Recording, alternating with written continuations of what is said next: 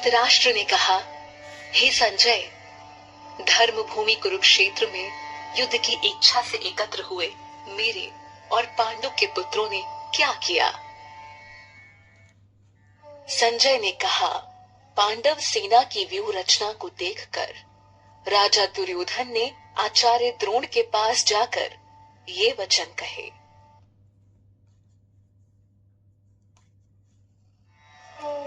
हे आचार्य, आपके बुद्धिमान शिष्य द्रुपद पुत्र धृष्टद्युम्न द्वारा व्यूह रचना में खड़ी की हुई पांडवों की इस विशाल सेना को देखिए। इस सेना में महान धनुर्धारी तथा युद्ध में भीम और अर्जुन के समान शूर योद्धा हैं, जैसे युयुधान, विराट तथा महारथी राजा द्रुपद। धृष्टकेतु और चेकितान तथा पराक्रमी काशीराज भी हैं। पुरुजित और कुंती भोज ये दोनों भाई तथा मनुष्यों में श्रेष्ठ शैव्य भी हैं। पराक्रमी युधामन्यु, बलवान उत्तमौजा, सुभद्रा पुत्र अभिमन्यु और द्रौपदी के पुत्र ये सब महारथी हैं। हे द्विजोत्तम, अब हमारे पक्ष में जो विशिष्ट योद्धागण हैं, उनको भी जान लीजिए। आपकी जानकारी के लिए अपनी सेना के नायकों के नाम मैं आपको बताता हूँ। इसमें स्वयं आप द्रोणाचार्य, भीष्म, कर्ण तथा रणविजयी कृपाचार्य, अश्वत्थामा, विकर्ण एवं सोमदत्त का पुत्र भूरिश्रवा है। अनेक प्रकार के अस्त्र शस्त्रों से सुसज्जित तथा युद्ध में कुशल और भी अनेक शूरवीर हैं, जो मेरे लिए प्राण त्यागने को तैयार हैं। भीष्म के द्वारा रक्षित हमारी सेना असीमित है, किंतु भीम द्वारा रक्षित उनकी सेना सीमित ही है। अपने अपने स्थान पर स्थित रहते हुए आप सब लोग भीष्म पितामह की ही सुरक्षा करें। दुर्योधन को प्रसन्न करने के लिए कुरु वृद्ध पितामह भीष्म ने सिंह के समान गरज कर जोर से शंख बजाया।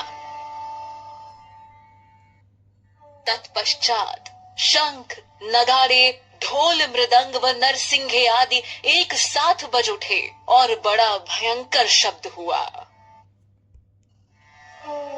उसके बाद सफेद घोड़ों से युक्त महान रथों पर बैठे हुए भगवान श्री कृष्ण और पांडुपुत्र अर्जुन ने दिव्य शंखों को बड़े जोर से बजाया।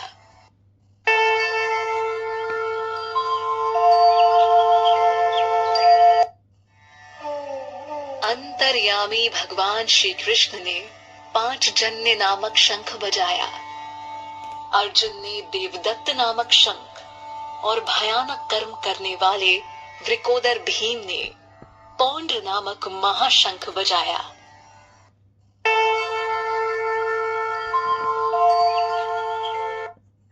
कुंती पुत्र राजा युधिष्ठिर ने अनंत विजय नामक शंख बजाया। नकुल व सहदेव ने क्रमशः सुघोष और मणिपुष्पक नामक शंख बजाए। महाधनुर्धर काशीराज, महारथी शिखंडी, धृष्टद्युम्न, राजा विराट और अज्ञेय सात्विक। हे राजन, राजा द्रुपद, द्रौपदी के पुत्र और सुभद्रा पुत्र महाबाहु अभिमन्यु सभी ने अलग अलग अपने अपने शंख बजाए। शंखों के उस भयंकर शब्द ने आकाश और पृथ्वी को भी गुंजाते हुए धृतराष्ट्र पुत्रों के हृदय विदीर्ण कर दिए।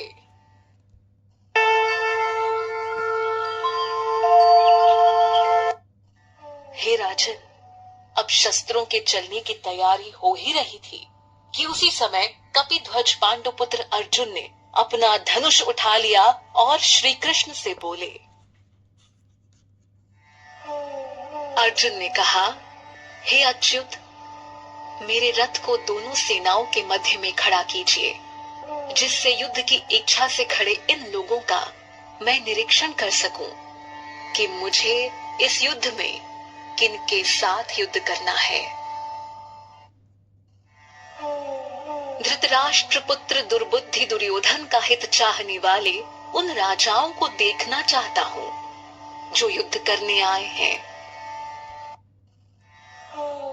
संजय ने कहा, हे भारत, अर्जुन के इस प्रकार कहने पर श्री कृष्ण ने दोनों सेनाओं के मध्य अपना रथ खड़ा कर दिया। भीष्म, द्रोण तथा पृथ्वी के सभी राजाओं को सामने खड़े देखकर श्री कृष्ण ने कहा, हे पार्थ, यहाँ एकत्र हुए कौरवों को देखो। अर्जुन ने वहां उपस्थित दोनों सेनाओं में खड़े पिता के भाइयों, पितामहों, आचार्यों, मामों, भाइयों, पुत्रों, पौत्रों, मित्रों को देखा। दोनों सेनाओं में श्वसुर और शुभ चिंतकों को भी देखा।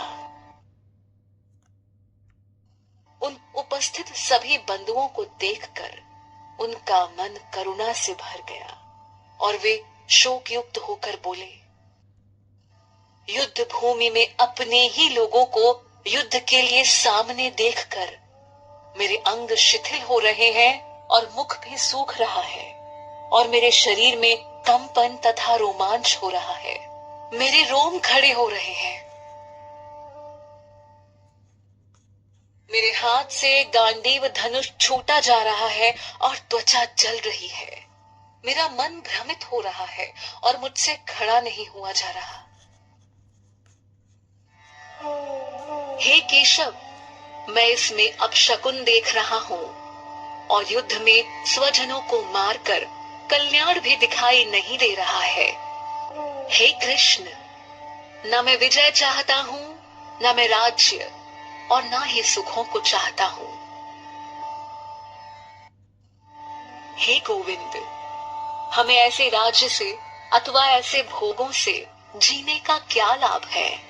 हम जिनके लिए राज्य, भोग और सुख आदि की इच्छा रखते हैं, वे ही लोग धन और जीवन की आशा को त्याग कर युद्ध के लिए खड़े हैं। ये लोग गुरुजन, ताऊ, चाचा, पुत्र, पितामह, श्वसुर, पोते, साले तथा अन्य संबंधी हैं।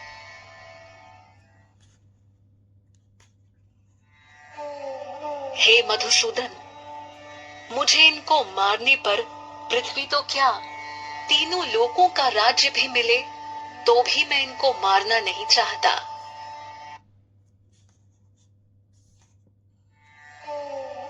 हे जनार्दन, धृतराष्ट्र के पुत्रों को मारकर हमें क्या प्रसन्नता होगी? इन आतताइयों को मारकर हमें तो पाप ही लगेगा। इसलिए हे माधव, अपने बंधुजन धृतराष्ट्र के पुत्रों को मारना हमारे लिए उचित नहीं है, क्योंकि अपने ही लोगों को मारकर हम कैसे सुखी होंगे? यद्यपि ये लोग लोभ के वशीभूत होकर अपने कुल के नाश होने और मित्र से शत्रुता होने में पाप नहीं देख रहे हैं।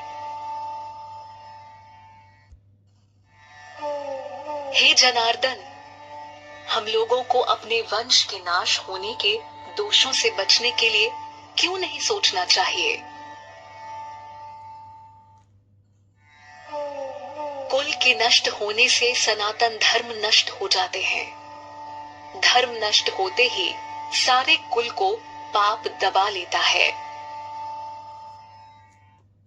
हे कृष्ण, पाप के अधिक बढ़ जाने से कुल की स्त्रियां दूषित हो जाती हैं, और हे वार्ष्णेय, स्त्रियों के दूषित होने पर वर्ण संकर उत्पन्न होता है। वर्ण संकर कुल घातियों के कारण कुल नरक में चला जाता है। और पिंड जलदान की क्रिया से वंचित इनके पितर भी नरक में गिर जाते हैं। इन वर्ण संकर और कुल घातियों के पैदा होने से सदा से चलते आए कुल धर्म और जाति धर्म नष्ट हो जाते हैं। हे जनार्दन, हमने सुना है कि जिनके कुल का धर्म नष्ट हो जाता है उनका अनिश्चित काल तक नरक में वास होता है। अहो, बड़े शोक की बात है कि हम राज्य और सुख के लालच में बड़ा भारी पाप करने का निश्चय कर बैठे हैं और अपने ही कुटुंब का नाश करने के लिए तैयार हो गए हैं। यदि धृतराष्ट्र के पुत्र मुझ शस्त्र रहित और सामना न करने वाले को युद्ध में मार भी दे तो यह मेरे लिए हितकारी होगा। संजय बोले। ऐसा कहकर शोक से बेचैन होकर अर्जुन अपने धनुष बाण को त्याग कर युद्ध भूमि में रथ के मध्य भाग में बैठ गए।